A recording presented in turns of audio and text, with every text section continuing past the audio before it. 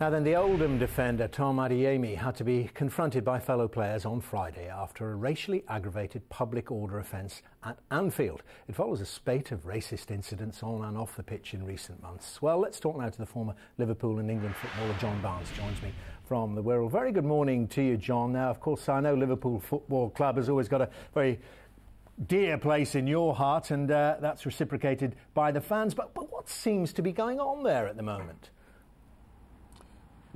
Nothing that isn't going on everywhere else. Liverpool isn't any different to any other club. There are obviously incidents that happen everywhere, but obviously in a high-profile situation like Luis Suarez and Patrice Evra, that is going to be highlighted. And of course, with Tom Adeyemi, with Oldham, someone shouted some racist abuse at him. He turned around and responded. But that happens everywhere. That still happens. I'm not naive enough to believe that it hasn't happened. And obviously, it's wrong, and there's something has to be done about it. But it is not an isolated incident, and we're naive if we're going to think that it's just that Liverpool, that these things happen. How did you, I mean, you say not an isolated incident, how did you deal with it when it must have happened to you in grounds up and down England? Well, of course, everyone is different, and it was like water off a duck's back to me. I consider those people to be ignorant, so it never affected me in the slightest. I didn't react, which was right for me as a human being. For another black human person who decides to react in the way that Tom may have done, that's what he has to do. There's no right or wrong way from an individual's point of view, but for me, it didn't affect me in the slightest, because no one can disenfranchise me because of the colour of my skin by making me feel inferior, by shouting racist abuse at me. So for me, it was water off a duck's back. But as I said, people deal with it in different ways. But do you think, I mean, from the time when you played, John, do you think it is decreasing in terms of what's going on in the stands and the seats there, that it really is a tiny, tiny minority who are indulging in this? Well, overt racism is decreasing because of legislation now in place that if there are any racist chanting or any racist slogans, you'll be ejected from the ground, you'll be banned. So therefore, if you're a racist, you keep your mouth shut.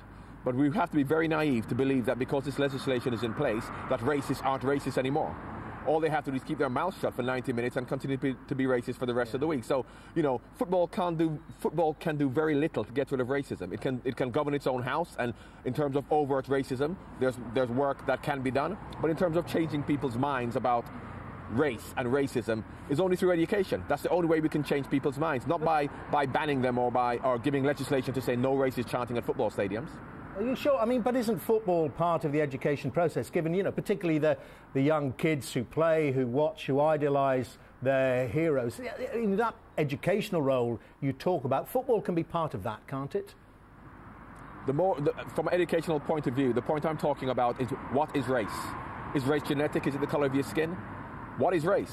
Because if you look at Anton Ferdinand and John Terry, for example, Anton Ferdinand is probably closer genetically because his mother is white and his father is from the Caribbean. Presumably he would have had some white blood in him in the past. So genetically, he'd be closer to John Terry than to a completely black West African. So is he white? His mother is white. These are the questions that we have to then ask to say, what exactly is race? A lot of people believe race doesn't exist. Is race social and cultural? Is it genetic? Is it the color of your skin?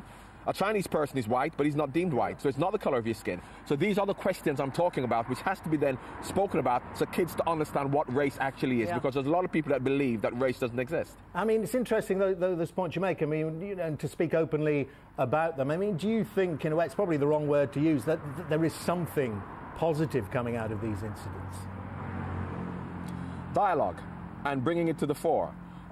Because race is a very complex, and racism, if you don't understand race, how can you understand racism? Race is a complex issue. In West Africa, you can have two black West Africans who genetically are much more diverse than a black West African and a white European. So what is race? And really, once we start talking about what race is, then we can then say what racism is, because you can still abuse people at football matches, because you can say, you scouse so-and-so, you fat so-and-so. So we have to classify exactly what we can and what we can't say, what is acceptable and what is not acceptable.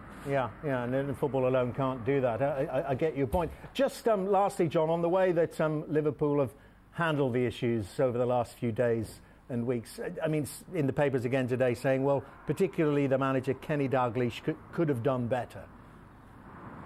Well, first of all, I have to say, as far as obviously it's Luis Suarez, with the Tom Adeyemi thing, they've come out and they've fully cooperated with the police, and they're going to investigate. They're going to give all the evidence from the CCTV footage, so they've done the correct thing.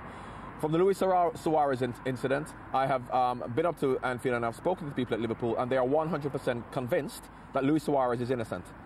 Obviously, they have accepted the punishment, but they haven't accepted the verdict. The verdict is one man's word against another, and the commission chose to believe Evra. That doesn't mean that that's right. I don't know whether it's right or wrong. I'm not speaking up on behalf of Suarez or Evra, but what I'm saying is that Liverpool are committed to believing that Suarez is right. Suarez has indicated that he did not say that he didn't talk to people because they were black, or he kicked him because he was black. Evra said that's what he said, and they believed Evra, but that doesn't mean he said it. I don't know. Maybe he did, maybe he didn't. But this is just an independent commission, which doesn't mean... So Liverpool are fully committed to back because they believe Suarez. Yeah, interesting thoughts. John, thank you very much indeed for your time there. John Barnes in the rain there on the Wirral with some very challenging questions for us all. Now then,